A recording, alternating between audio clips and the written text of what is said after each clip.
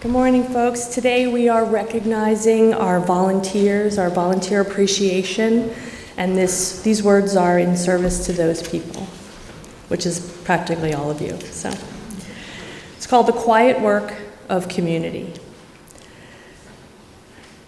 There is a quiet truth about communities like ours that we do not always say out loud. A congregation is not built by sermons.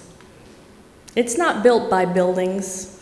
It's not built by budgets or committees or even traditions, although they're wonderful. A congregation is built by people, ordinary people doing small, faithful things over and over and over. It's built by people who arrive early on Sunday mornings to unlock the doors and turn on the lights.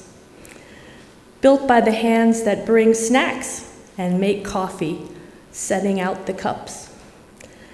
It's built by those who prepare Sunday worship on Wednesday, and who sing in the choir, and who teach our children, and who care for our gardens, who repair broken things, and who count the offering and greet strangers at the door. Most of these acts go unseen. Most of them are not announced or applauded, but they are the quiet work that makes this community possible. And if we pay attention, we begin to see that this quiet work is not merely practical, it's spiritual.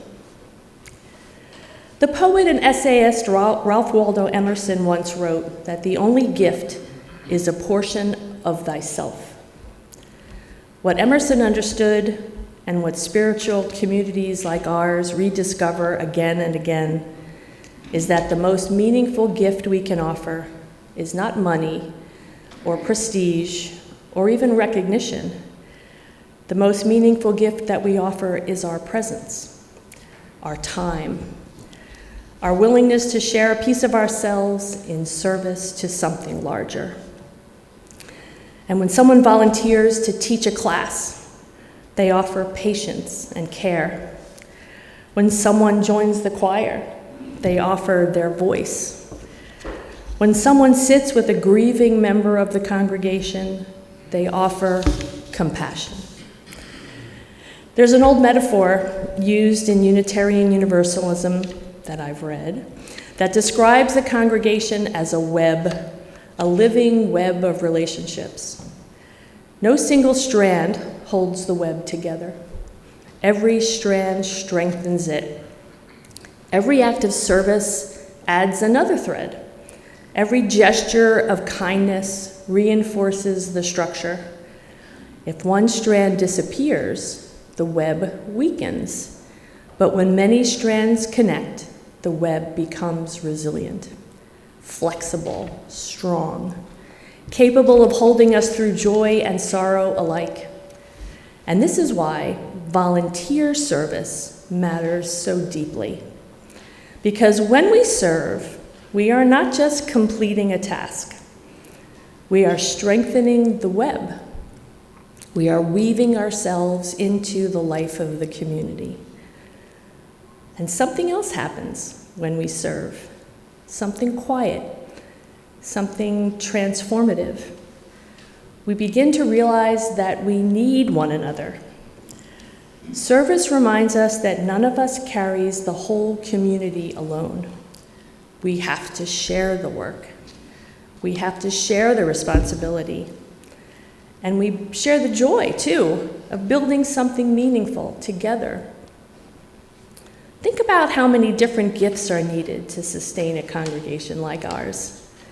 Some people organize, some people nurture, and perhaps the most beautiful thing about volunteer service is this.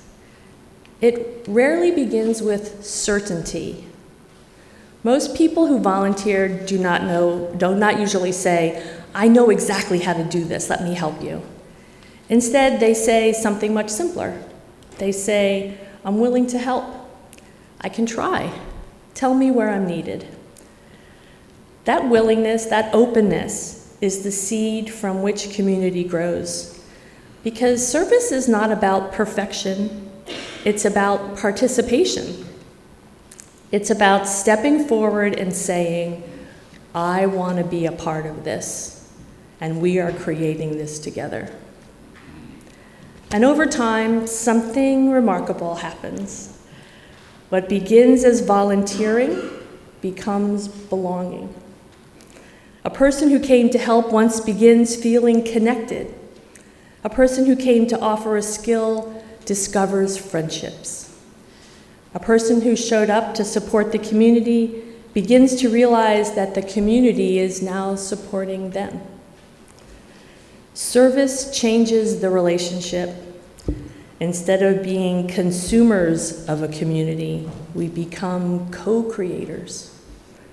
Instead of asking, what do I get here? What do I receive? We say, what can we build together? And that shift from consumer to participant is one of the most powerful transformations that spiritual communities can offer. Every meal prepared, every meeting attended, every quiet act of service adds another thread to the web. And over time, those threads become something strong enough to hold us all. That is the quiet work of community, and it's sacred work. So may we continue that work together with gratitude, with humility, and with joy. Thank you.